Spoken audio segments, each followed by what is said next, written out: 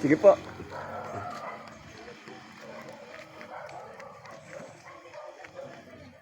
So guys, lechon, no? Sarap. Malutong na lechon. Ayan. Muputok pa yung balat, oh. Wow. So guys, oh. Muputok pa, oh. Mga balat, oh. Sarap. Yummy, guys. Oh.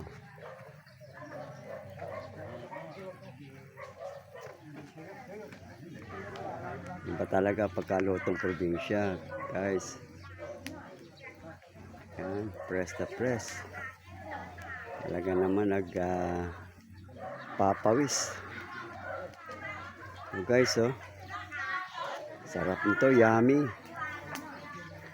Wow, puputok pa yung balat, oh. Ano, guys, tingnan nyo, oh.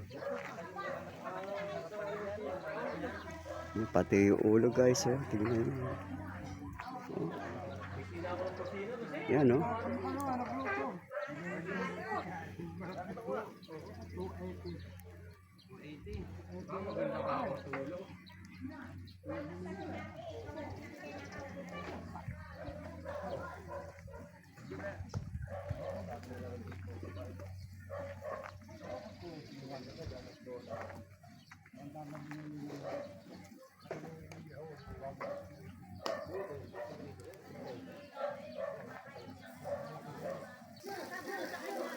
Ito guys, inihaw na hito. Sarap, oh. Wow, sarap. Talaga yung mga lutong kasama na makikit sa mga ilog. Sarap niya, no? Pagka inihaw, oh. Yan guys. Inihaw na dalag. Yan, nalaki, oh. Sarap ito guys. Sasawsaw mo lang yan sa toyo na may kalamansi tapos may sili. Wow, sarap yan guys. Yan guys, oh. Laki, oh.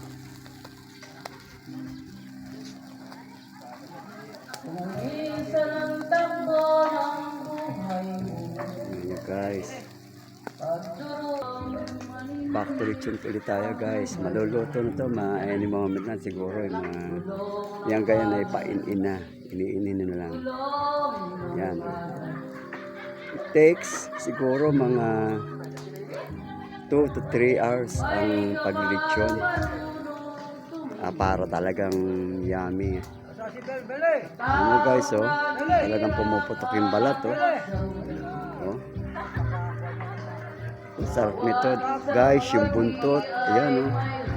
Yung buntot guys, oh. Kaya lang maliit ang buntot niya. Sarap niyan guys. Oh, yummy yan. Sarap, oh. Oh. Yan. Tignan nyo yung ano, tenga niya. Ito, pinakamasarap na tenga. Lagyan mo ito at baboy, oh. Wow, sarap niyan. Yan.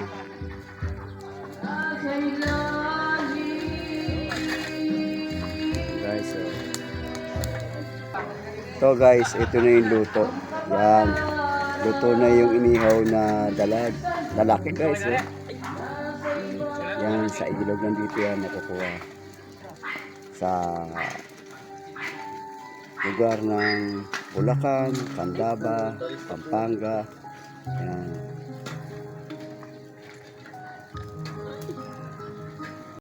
Guys, rice.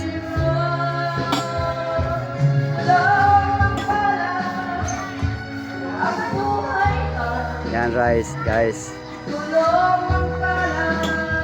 Ito yung arroz Valenciana.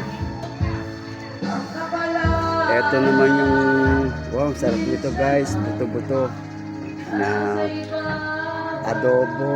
Ito yung chicken. Yan guys. Rito chicken. And then ito ay parang adobo rin, adobong chicken at pork chop. Ano? Ito naman yung gulay. Yan. Halo-halo, may quail egg. May cauliflower, and marami siyang sangkap. Carrots, ito yung masarap na gulay. Tapos, siyempre, menudo guys. At ito pa isang masarap guys, kare-kare. Napakasarap nito. Naku, sasasaw mo. Ito yung sausawan niya. Yan. Bagoong. Oh, napakasarap guys. Oh. Sarap ng sausawan niya. Okay. Sa aking pangako, kahit ako ang inisan, sugo ay hindi magbabago. Ako ay maghintay.